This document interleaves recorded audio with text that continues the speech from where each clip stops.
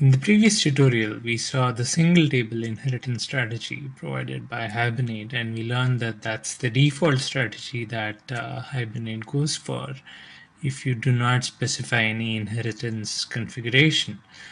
In this tutorial, we're going to look at another type of inheritance strategy that we can configure, and this strategy is called the table per class strategy. So what we're going to do is we're going to have a separate table for each of the classes that we need to persist.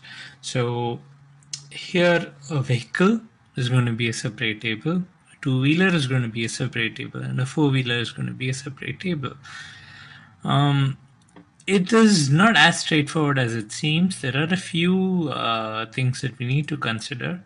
So let's try to implement this. Let me remove this discriminator column. We don't need the discriminator column if we are implementing a table per class strategy. The whole reason why the discriminator column existed in the single table strategy is because all the objects of three different classes were being dumped into the same table. So if three different objects are in the same table, we need a way to isolate different objects. Say for example, I need to get only the two-wheeler objects from the table. What would I do? I would just use the discriminator column to differentiate the two-wheeler objects from the other objects. So what I would do is if I have a discriminator value as bike for two-wheeler objects, so I would say select everything from this vehicle table where the discriminator column vehicle type equals bike. So that's the way in which I can pull up the data for the particular class that I have in mind. And that's the reason why the discriminator column was there, in order to identify records which are there because of a particular object or a particular class. Now, if I have separate tables for each of these classes, I would no longer need the discriminator because it's fairly straightforward. If I need a two-wheeler object, I would go to the two-wheeler table. If I need a four-wheeler object, I would go to the four-wheeler table. So there's no need for a discriminator if we have a table per class strategy. So let's change this inheritance type to a table per class strategy. Okay, so this is all that's needed actually. Let me remove the discriminator from these two entities as well.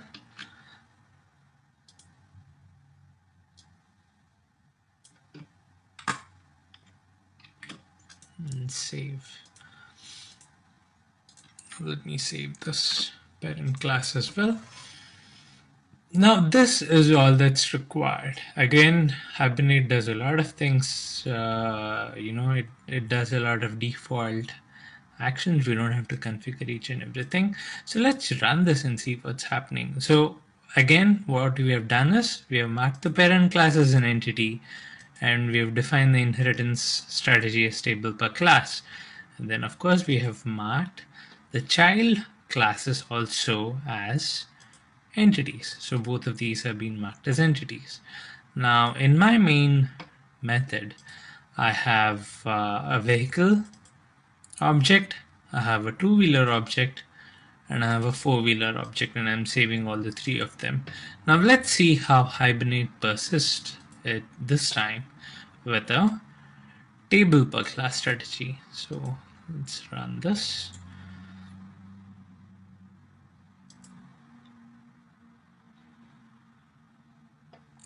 So here you can see it is inserting three records here. One is it's doing an insert to vehicle, it's doing an insert to two-wheeler, and it's doing an insert into four-wheeler. Let's query the database and see how the tables look like. Now in the vehicle, it just has the vehicle ID and the vehicle name, which is simple enough. We have we only have these two properties for the vehicle class. So you have the vehicle ID, you have the vehicle name. So it's saving only those values because our vehicle object that we have created has just the ID and the name. So it's saving only those two values. Now let's try querying the other table here. Two-wheeler. Again, it's the name of the class itself. So let's try querying the two-wheeler table.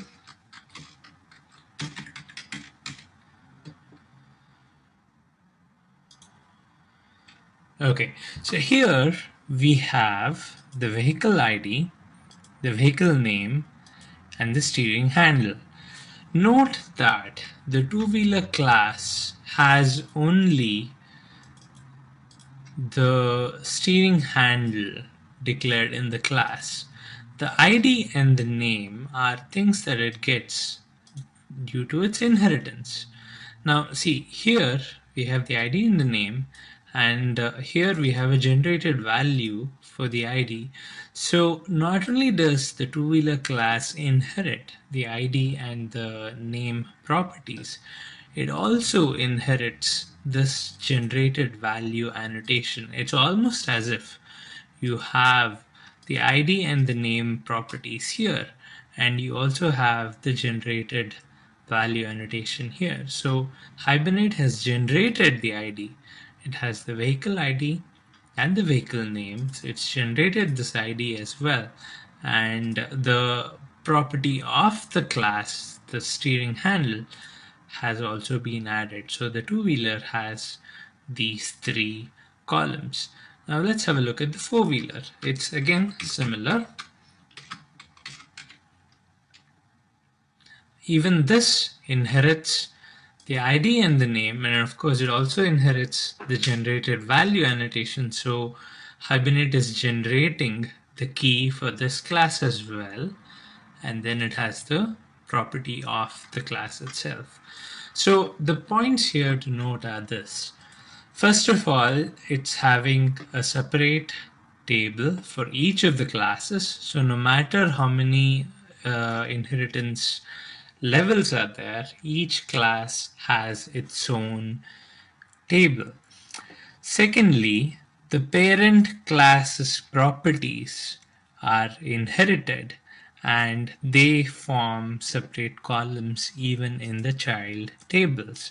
So since it's inheriting the properties, and since it might have values in those properties, what Hibernate does is it creates columns for the parent member variables as well in the child tables.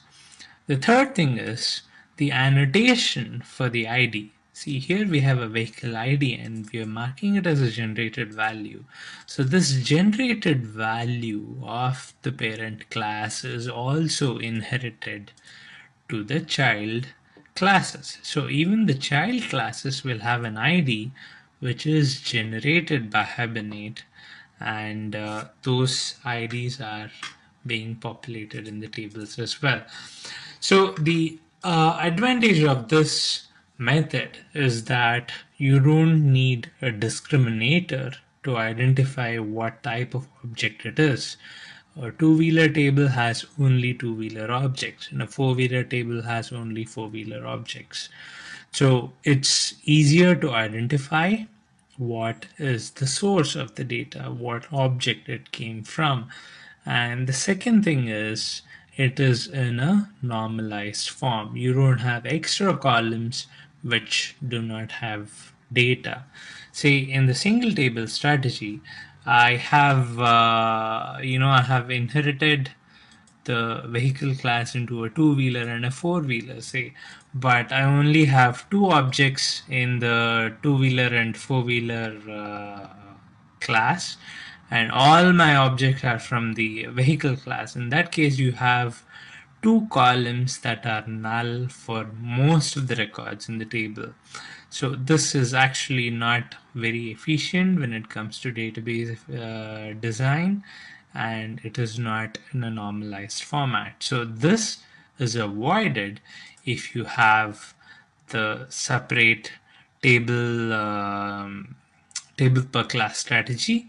So each table has from a different class. Each inherited class has its own table, and you don't have any records where the columns have null values just because it's not applicable to that particular class. Every table has only the properties that it needs, and it does not inherit any blank columns because some other child has implemented some other columns. So that way it's more efficient when it comes to it's a more elegant way of designing tables, and this is something that you would normally do if you were designing tables for these objects where you're not using Hibernate. This is how you would do it. You would normally not do the single table strategy if you are not using Hibernate because it's not really very efficient. But the single table strategy is a default, and the table per class is something that you can implement if you want this kind of a design.